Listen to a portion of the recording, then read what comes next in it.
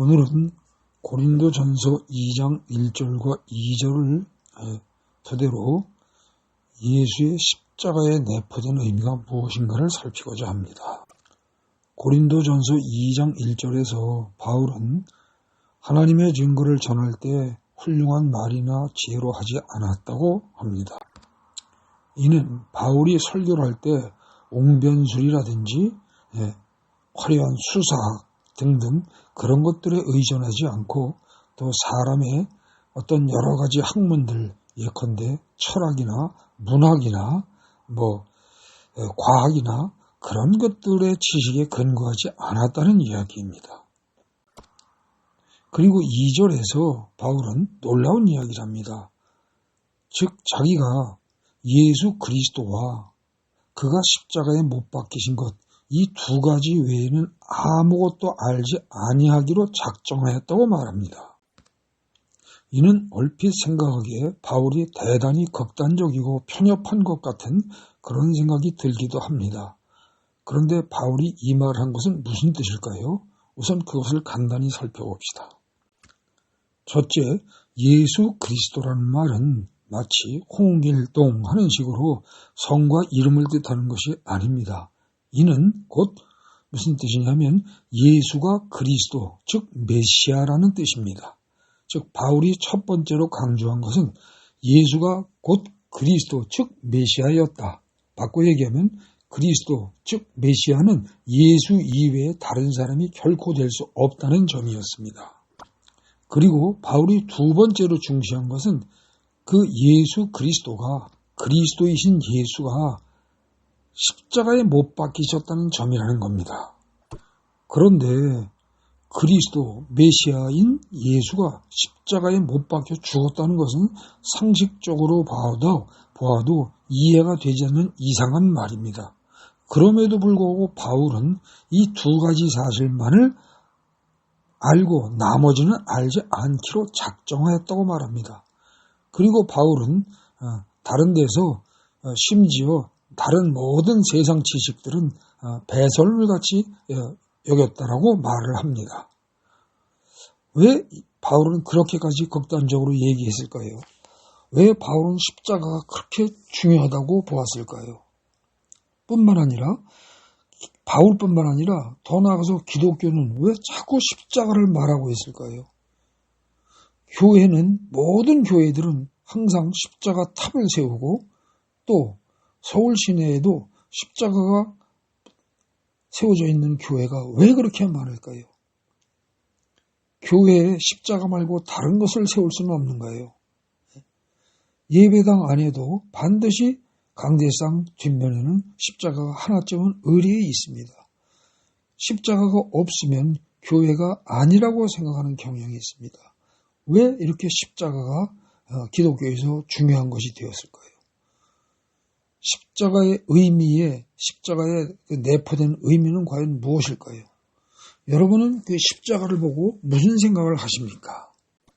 이런 문제들을 이제부터 차근차근 살펴보기로 하겠습니다. 첫째, 십자가상에서 예수의 죽음은 사실 말도 안 되는 이야기처럼 들립니다. 하지만 놀랍게도 예수께서 십자가에서 죽으셨다는 이 사실은 버려버림, 그리고 자기 비움, 그리고 자기 부인의 상징입니다.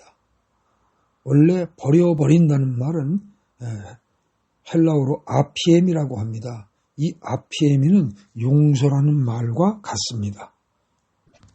그런데 예수는 십자가에서 자기의 모든 생각을 다 버려버립니다. 비워버립니다. 그리고 자기의 모든 생각을 다 부인해버립니다. 그리고 오로지 하나님의 말씀에 순종합니다. 예수께서는 자존심, 체면, 자신의 지식, 감정, 의지뿐만 아니라 제자들에 대한 섭섭함도, 종교 지도자들에 대한 원망도, 손에 못을 받고 채찍질하는 군병들에 대해서 가질 만한 어떤 미움이나 적개심도 다 버려버렸습니다. 자기 자신을 팔아넘긴 가룟 유다에 대해서도 십자가에 달려 죽으시는 순간까지 별다른 비난을 하신 적이 없습니다. 또 자기를 3번이나 부인하고 도망간 수제자 베드로에 대해서도 원망과 섭섭함을 표시한 적이 없습니다. 그리고 끊임없이 자기를 쫓아다니면서 꼬투리를 잡고 자기를 죽이려고 애를 썼고 실제로 자기를 죽이는데 중심이 되었던 종교 지도자들에 대해서도 원망을 하거나 한 일이 없었습니다.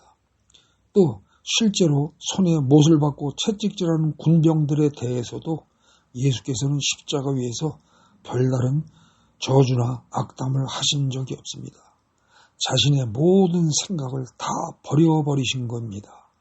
진정으로 자기 생각을 버리고 자기를 비우고 그리고 그들을 용서하신 것입니다.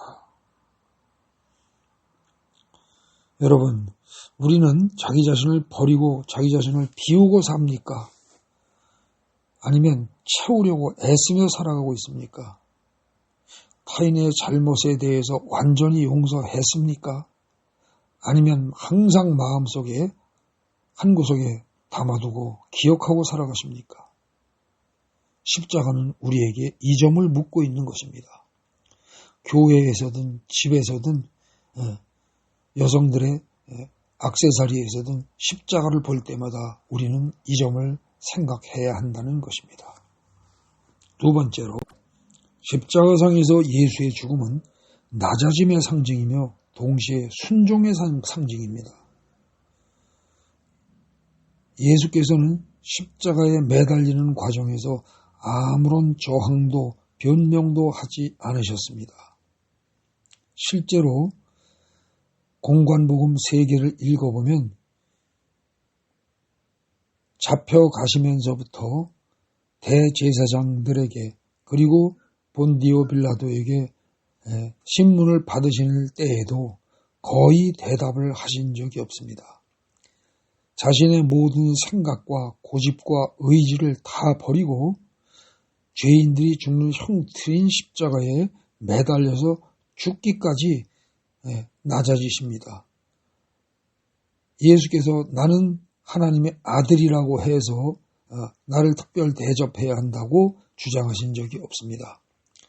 예수께서는 역시 사람이시기에 죽기를 좋아하지는 않으셨습니다. 그러나 예수께서는 나의 원대로 마시옵고 아버지의 원대로 하옵소서라고 말씀하심으로써 하나님 아버지의 뜻에 온전히 순종하기로 결심합니다. 그리고 그대로 행하십니다. 또 예수께서는 그 전에 마가복음 8장 34절을 통해서 누구든지 나를 따라오려거든 자기를 부인하고 자기 십자가를 지고 나를 따를 것이니라 라고 말씀하셨습니다. 이는 주일 성수를 잘한다고 해서 11조를 낸다고 해서 각종 헌금을 많이 낸다고 해서 교회 봉사를 많이 한다고 해서 예수의 제자가 될 수 없다는 것입니다. 자기를 부인하고 자기의 십자가를 지고 자아를 죽이면서 예수를 따르는 자만이 진정한 예수님의 제자라는 뜻입니다. 여러분 어떻습니까? 우리는 그리고 나 자신은 제자의 길을 가고 있습니까? 나는 낮아지기를 좋아하고 매일매일 낮아지려는 자세로 살아가고 있습니까? 1년 전보다는 오늘날이 더 낮아져 있습니까? 한 달 전보다 오늘날이 더 낮아져 있습니까? 그리고 어제보다 오늘이 더 낮아진 자세로 살아가고 있습니까? 아니면 나날이 달달이 매 해마다 더 높아지기를 좋아하면서 매일매일 더 높아지기를 추구하며 살아가고 있습니까? 십자가를 보는 순간 우리는 그런 것들을 생각해야 합니다. 십자가는 우리에게 그런 것들을 다시 한번 생각하라고 촉구하고 있는 것입니다. 세 번째로 예수께서 십자가에서 죽으신 것은 하나님과 우리가 직접 화해할 수 있는 길이 열렸음을 의미합니다. 이 점은 얼핏 생각하기에 공관복음 3개를 읽어보아도 잘 찾아내기가 쉽지 않습니다. 하지만 마가복음 15장 38절이 이를 분명히 이야기하고 있습니다. 즉 예수께서 십자가에서 숨지시는 순간에 성소 휘장이 위로부터 아래까지 찢어져 둘이 되어버렸다고 마가복음은 기록하고 있습니다.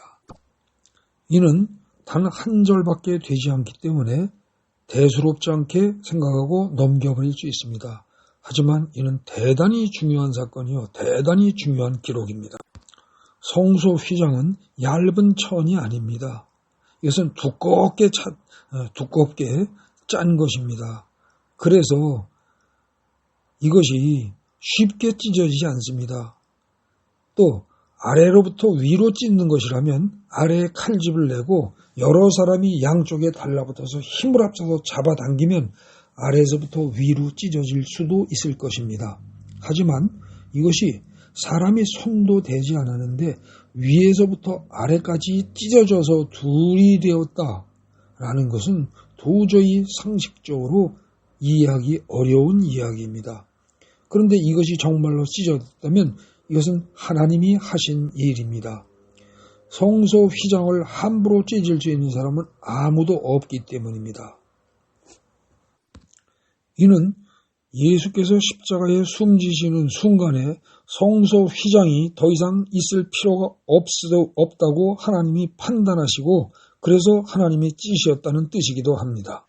성소 휘장이 위로부터 아래로 찢어서 지성소에까지 성소에 있던 사람이 들어갈 수 있다는 것은 하나님과 우리가 직접 화해할 수 있게 되었음을 의미하는 것입니다.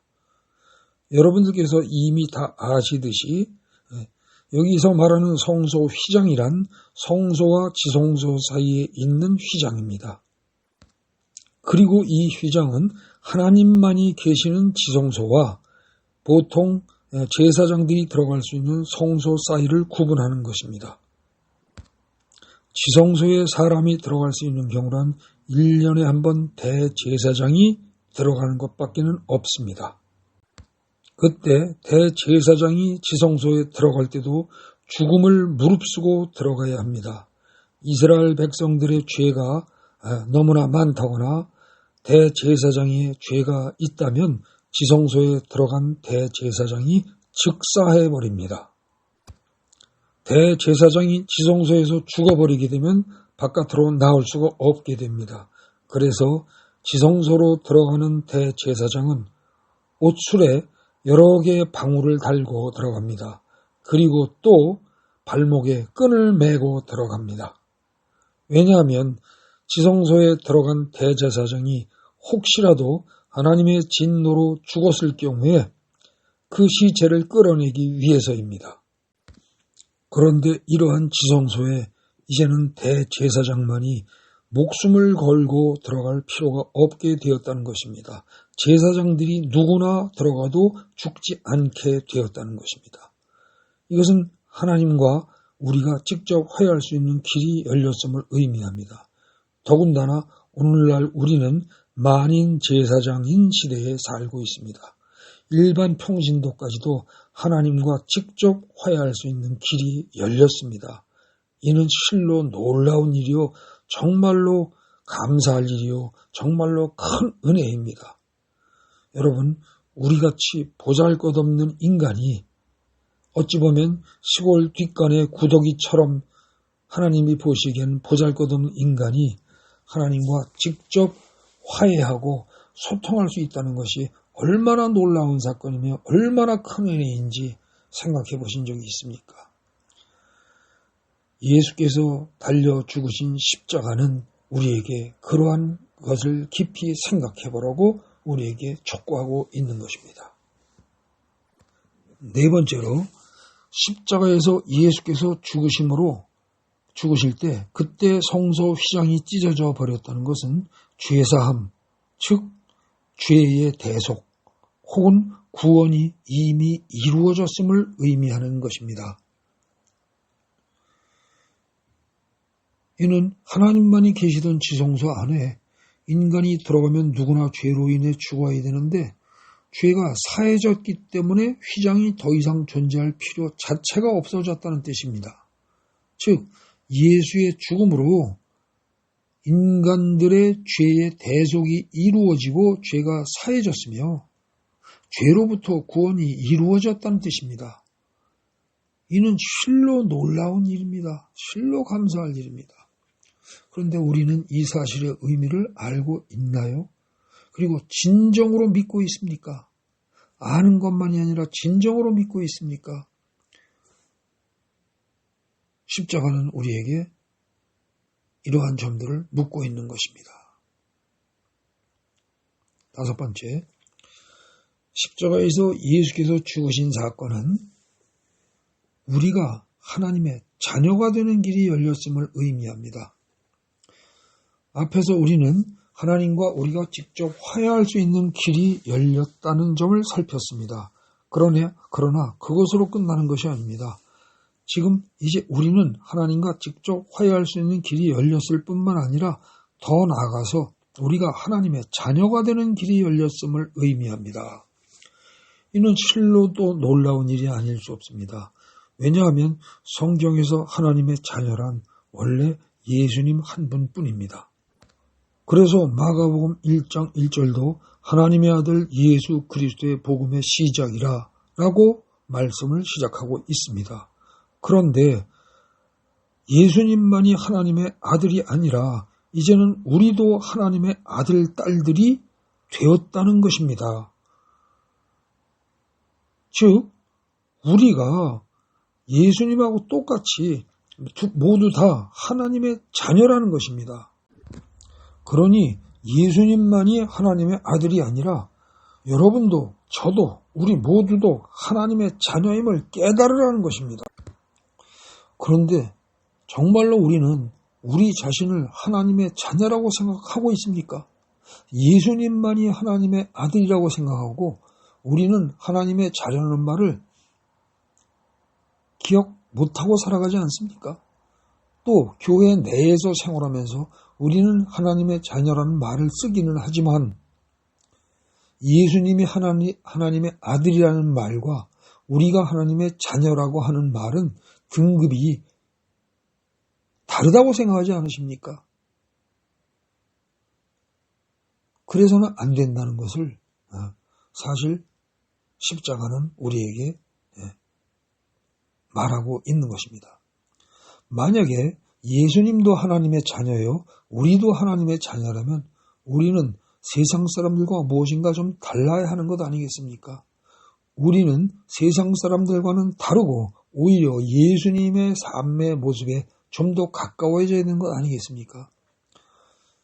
십자가는 우리에게 너희는 너희 자신이 누구인지를 깨달아라. 그리고 너희 자신의 삶이 달라져야 할 것 아니겠느냐라고 우리의 깨달음을 촉구하고 있는 것입니다. 여섯 번째, 십자가의 죽음은 은혜와 권능의 상징입니다. 죄의 삭은 사망이라고 분명히 성경에 기록되어 있습니다. 그런데 십자가에서 죽으심으로 인해서 우리의 죄가 사라졌다는 것입니다. 죄의 삭은 사망이라는 것은 창세기에도 이미 암시되어 있습니다. 가인이 동생을 죽이는 죄를 범한 후에 가인은 자기가 다른 사람들을 만나면 다른 사람들이 자기를 죽일 거라고 미리 염려를 합니다. 그런데 그것은 사실 타당한 염려입니다. 왜냐하면 죄의 삭은 사망이기 때문입니다. 그래서 사실 가인은 죽어 마땅합니다. 그런데 가인의 그 죄를 해결할 길이 없습니다. 하지만 십자가에서 예수께서 죽으심으로 우리의 죄가 사라졌답니다. 만약에 가인도 우리와 같이 살고 있다면 가인의 죄도 사라졌을 것입니다. 성경은 염소와 황소의 피 그리고 암송아지의 재로 부정한 자의 육체를 정결하고 거룩하게 한다라고 구약에 말씀되어 있고 그것을 히브리서 9장 13절에서 재인용을 하고 있습니다. 그런데 예수께서는 염소와 황소의 피가 아니라 자기 자신의 피로 인간들의 모든 죄를 영원한 속죄를 이루셨습니다.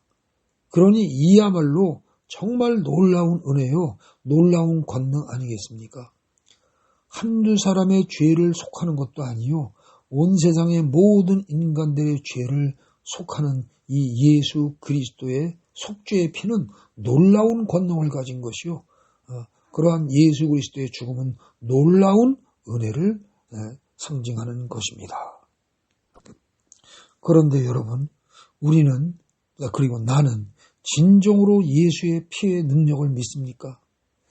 양의 피를 문에 발라서 사망 권세가 넘어가도록 한 사건을 우리는 출애굽기에서 잘 알고 있습니다.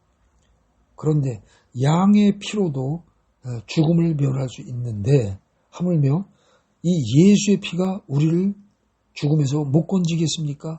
그렇다면 우리가 예수의 피를 내 몸과 마음에 발라서 사탄 마귀의 권세가 나를 침범하지 못하도록 해야 하지 않겠습니까? 그런데 우리는 과연 그렇게 하고 있습니까? 예수의 피 권세를 알고 있습니까? 그리고 단지 머리로만 아는 것이 아니라 예수의 놀라운 피 권세를 정말로 진실로 믿고 있습니까? 예수께서 우리를 위하여 자신이 죽으심으로써 피를 흘리심으로써 우리의 죄 문제를 해결하고 우리에게 영원한 생명을 주셨다면, 우리를 구원하셨다면 이 얼마나 놀라운 은혜입니까? 그리스도께서 달리신 십자가는 우리에게 예수 그리스도의 은혜와 권능을 깨달으라고 우리에게 말없이 촉구하고 있습니다. 간간히 들을 귀 있는 자는 들을지어다 라고 말씀하시면서 예수께서는 우리에게 이 십자가의 은혜를 깨닫기를 강력하게, 그러나 큰 소리 내지 아니하고 들내지 아니하고 우리에게 촉구하고 계신 겁니다. 7번째, 십자가의 죽음은 부활의 상징이며 또한 믿음의 상징입니다. 예수님께서 하나님을 믿지 않으셨다면 어찌 십자가에서 죽을 수 있겠습니까?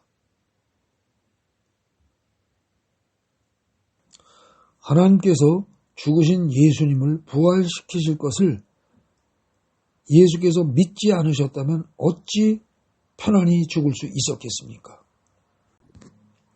하나님은 원래 거짓말을 하실 수 없는 분이십니다. 그래서 우리는 하나님을 믿습니다. 그리고 하나님의 모든 말씀을 믿습니다. 하나님의 모든 말씀은 반드시 이루어진다는 믿음을 우리는 가지고 있습니다.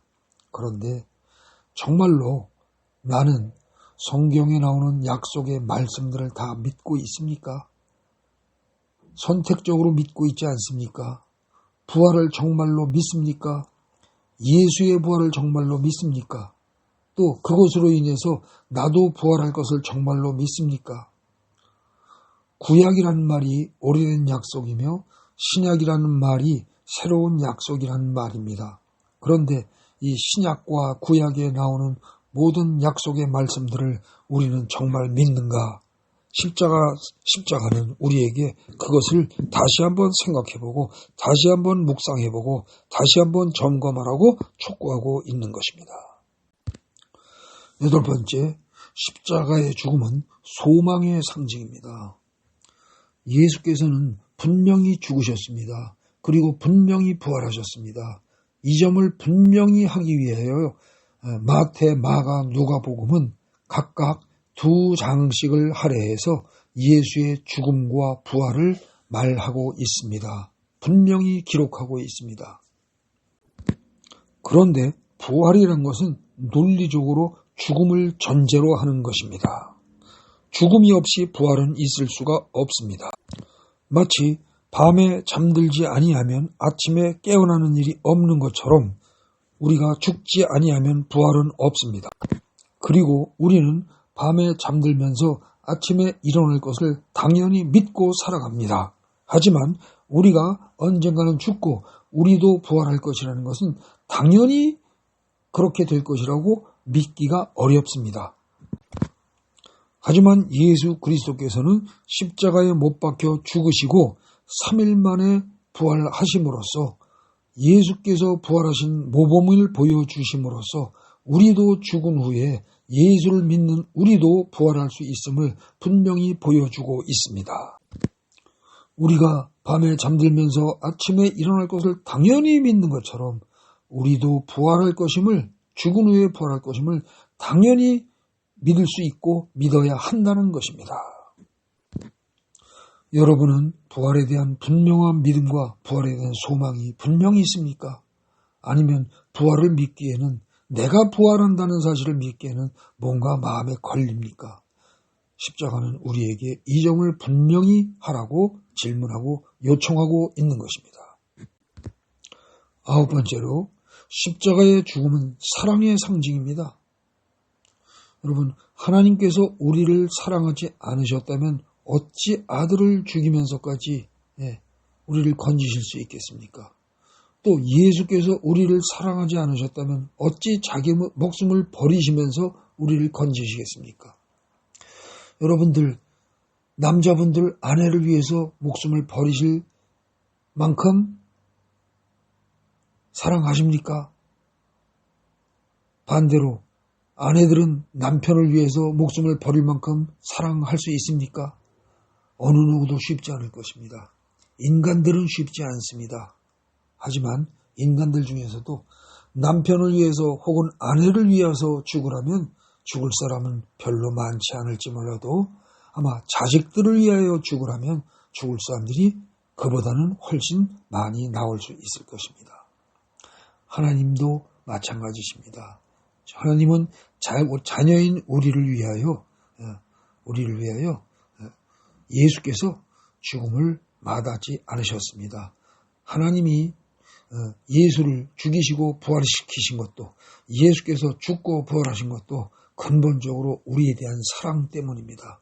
우리에 대한 사랑 때문에 자기 목숨을 버리시고 고통을 겪으셨던 겁니다. 그런데 우리는 십자가를 보면서 하나님의 사랑과 예수님의 사랑을 느낄 수 있습니까?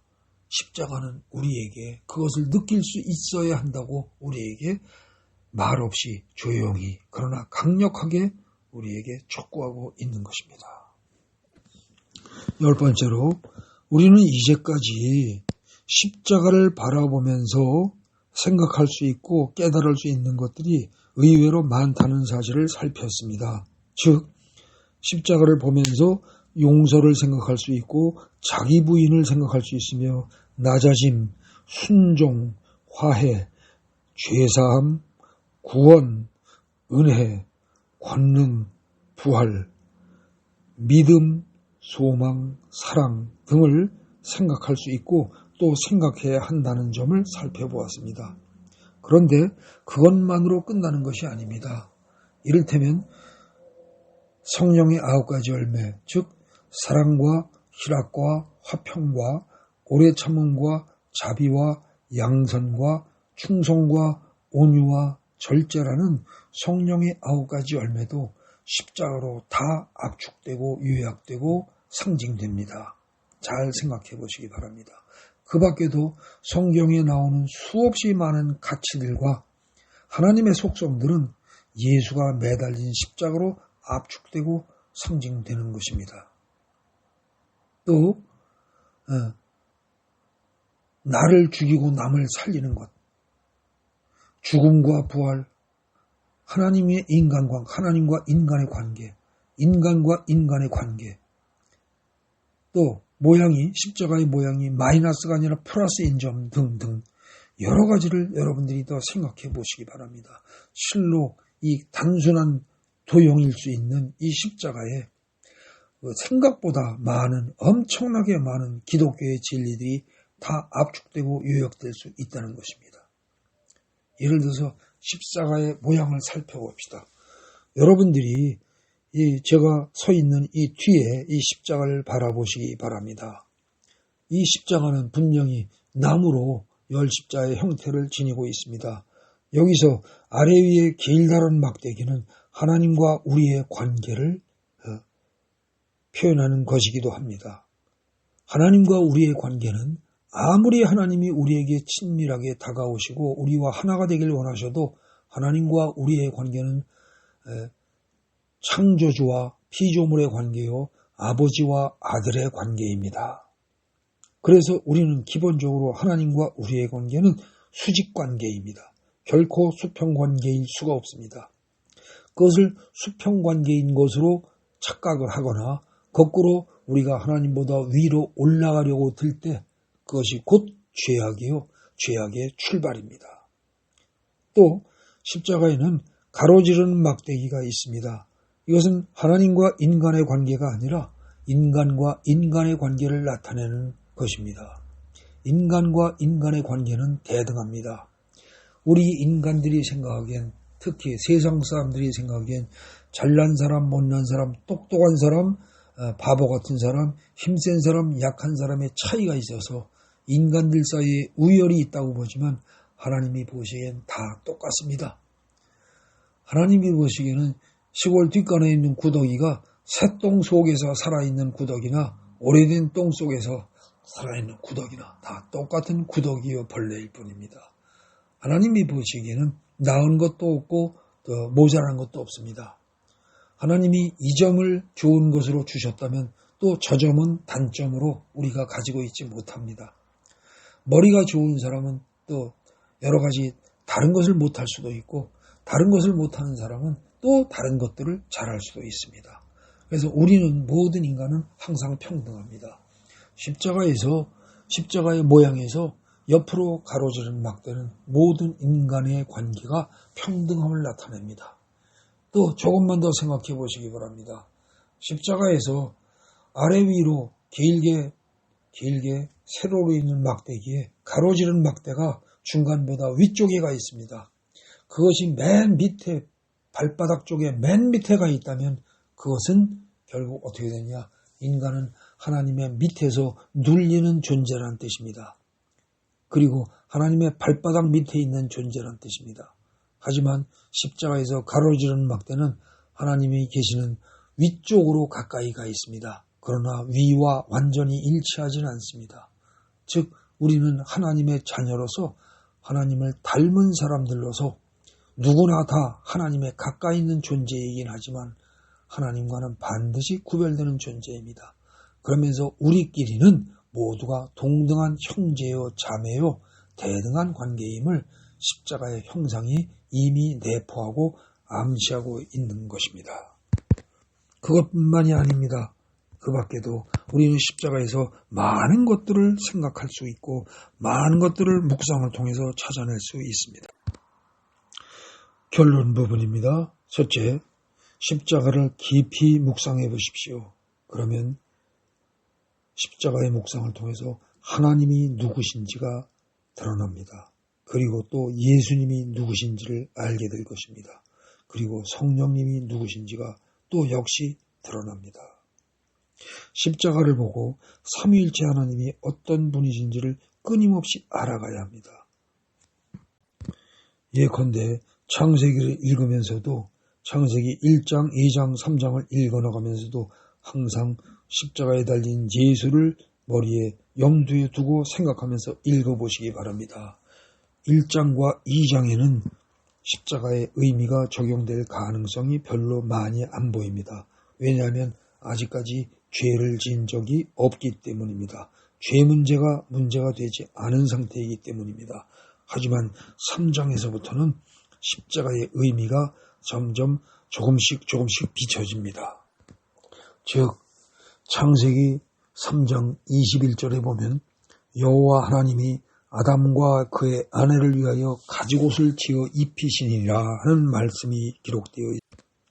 아담과 그의 아내를 위하여 가죽옷을 지어 입히셨다는 것은 어떤 동물인가가 분명히 죽었다는 뜻입니다. 희생 제물이 됐다는 뜻입니다. 대신 죽었다는 것, 대속을 의미합니다. 성경은 그 동물이 무엇인지 명확히 밝히고 있지 않습니다. 하지만 성경을 계속 읽어본 사람이라면 그 동물은 아마도 양이었을 것이라고 누구나 다 짐작할 수가 있습니다. 그리고 예수 그리스도는 죄 없이 죽은 어린 양으로 신약에 와서도 명백히 표현되어 있습니다. 결국 창세기 3장 21절에 나오는 가죽옷과 관련된 짐승, 즉 양이 결국 신약에 와서 예수 그리스도를 상징하는 것이라는 겁니다. 창세기 4장에 나오는 가인의 이야기에서도 우리는 십자가와 연결되는 부분을 찾을 수가 있습니다.